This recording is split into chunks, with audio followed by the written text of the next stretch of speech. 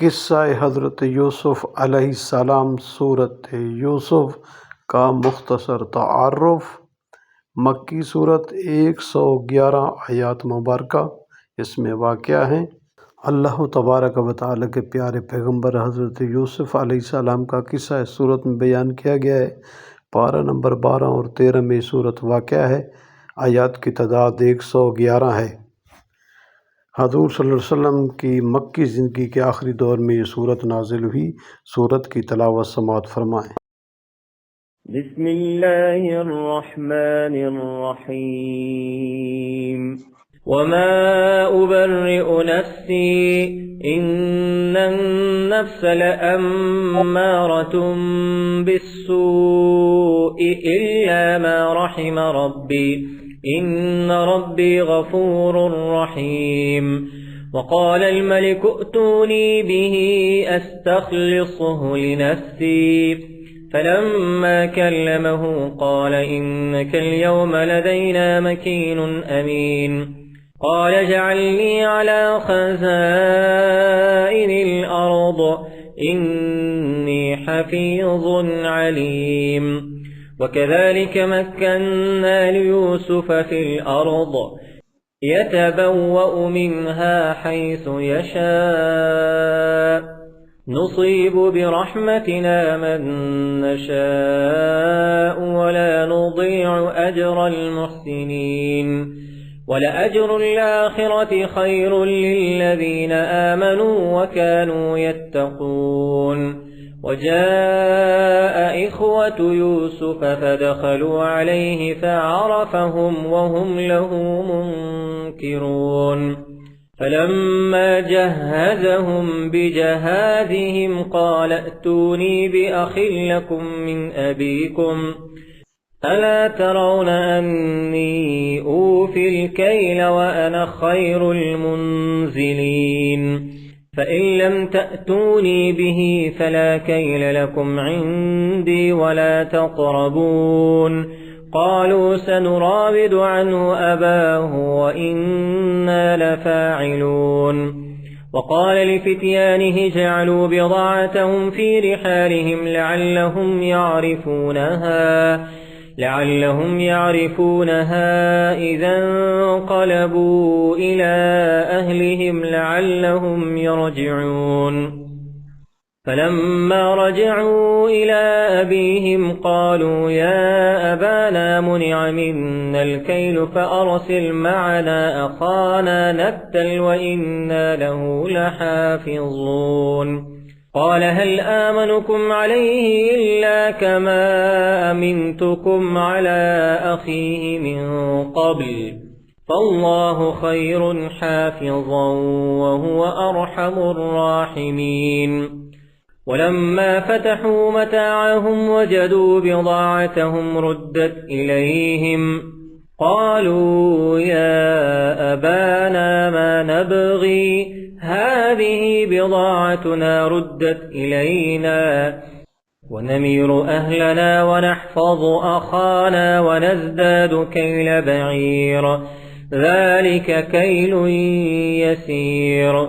قال لن أرسله معكم حتى تؤتون موثقا من الله لتأتونني به إلا أن يحاط بكم. فلما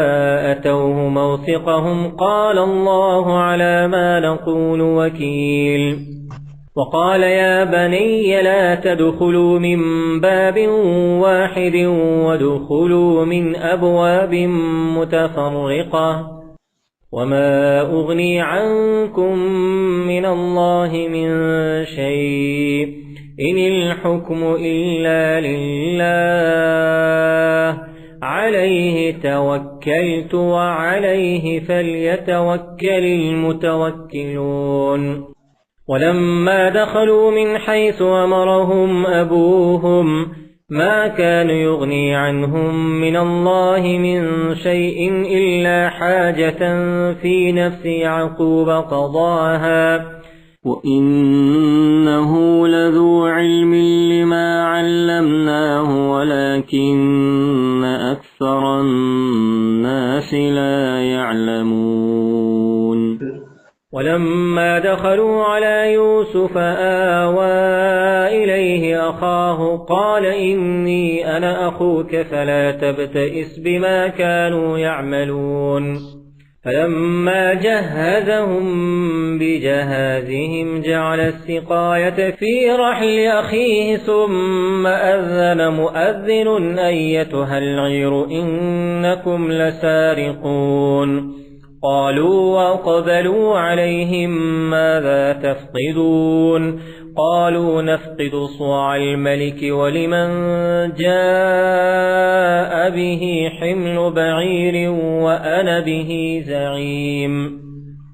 قالوا تالله لقد علمتم ما جئنا لنفسد في الأرض وما كنا سارقين قالوا فما جزاؤه إن كنتم كاذبين قالوا جزاؤه من وجد في رحله فهو جزاؤه كذلك نجزي الظالمين فبدأ بأوعيتهم قبل وعاء أخيه ثم استخرجها من وعاء أخيه كذلك كدنا ليوسف ما كان ليأخذ أخاه في دين الملك إلا أن يشاء الله نرفع درجات من نشاء وفوق كل ذي علم عليم قالوا إن يسرق فقد سرق أخ له من قبل فأسرها يوسف في نفسه ولم يبدها لهم قال أنتم شر مكانا والله أعلم بما تصفون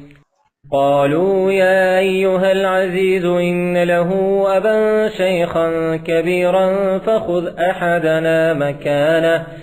إنا نراك من المحسنين قال معاذ الله أن نأخذ إلا من وجدنا متاعنا عنده إنا إذا لظالمون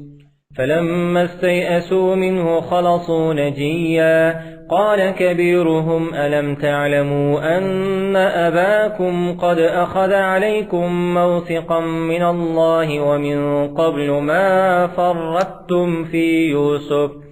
فلن نبرح الأرض حتى يأذن لي أبي أو يحكم الله لي وهو خير الحاكمين ارجعوا إلى أبيكم فقولوا يا أبانا إن ابنك سرق وما شهدنا إلا بما علمنا وما كنا للغيب حافظين واسأل القرية التي كنا فيها والعير التي يقبلنا فيها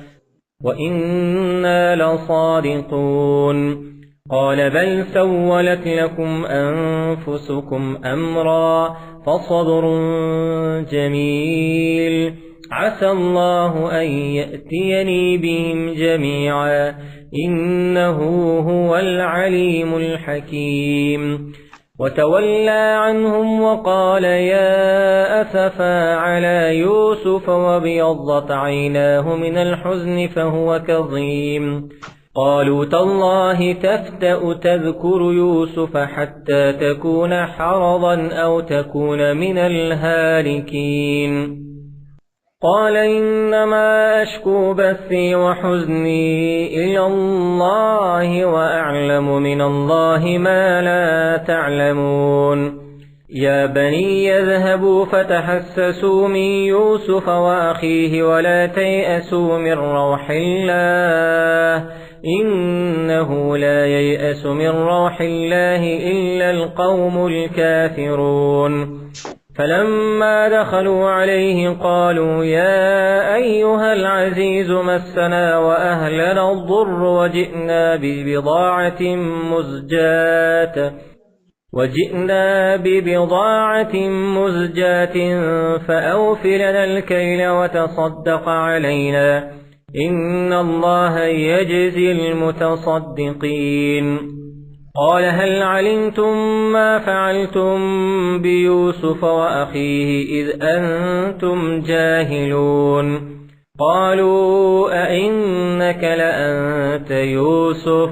قال أنا يوسف وهذا أخي قد من الله علينا إنه من يتق ويصبر فإن الله لا يضيع أجر المحسنين قالوا تالله لقد آثرك الله علينا وإن كنا لخاطئين قال لا تثريب عليكم اليوم يغفر الله لكم وهو أرحم الراحمين اذهبوا بقميصي هذا فألقوه على وجه أبي يأت بصيرا وأتوني بأهلكم أجمعين ولما فصلت العير قال أبوهم إني لأجد ريح يوسف لولا أن تفندون قالوا تالله إنك لفي ضلالك القديم فلما أن جاء البشير ألقاه على وجهه فارتد بصيرا قال ألم أقل لكم إني أعلم من الله ما لا تعلمون قالوا يا أبانا استغفر لنا ذنوبنا إنا كنا خاطئين قال سوف أستغفر لكم ربي إنه هو الغفور الرحيم فلما دخلوا على يوسف آوى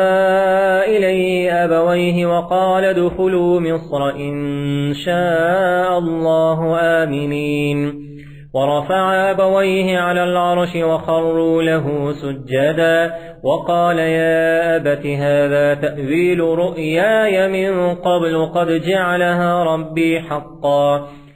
وقد أحسن بي إذ أخرجني من السجن وجاء بكم من البدو من بعد أن نزغ الشيطان بيني وبين إخوتي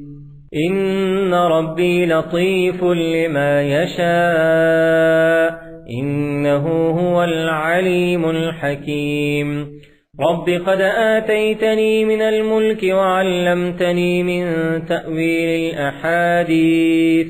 فاطر السماوات والأرض أنت وليي في الدنيا والآخرة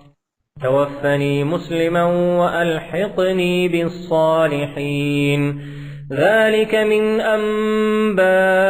الغيب نوحيه إليك وما كنت لديهم إذ أجمعوا أمرهم وهم يمكرون وما أكثر الناس ولو حرصت بمؤمنين وما تسألهم عليه من أجر إن هو إلا ذكر للعالمين وكأي من آية في السماوات والأرض يمرون عليها وهم عنها معرضون وما يؤمن أكثرهم بالله إلا وهم مشركون أفأمنوا أن تأتيهم غاشية من عذاب الله أو تأتيهم الساعة بغتة وهم لا يشعرون قل هذه سبيلي أدعو إلى الله على بصيرة أنا ومن اتبعني وسبحان الله وما أنا من المشركين وما أرسلنا من قبلك إلا رجالا نوحي إليهم من أهل القرى أفلم يسيروا في الأرض فينظروا كيف كان عاقبة الذين من قبلهم ولدار الآخرة خير للذين اتقوا أفلا تعقلون حتى إذا استيأس الرسل وظنوا أنهم قد كذبوا جاءهم نصرنا فنجي من نشاء ولا يرد بأسنا عن القوم المجرمين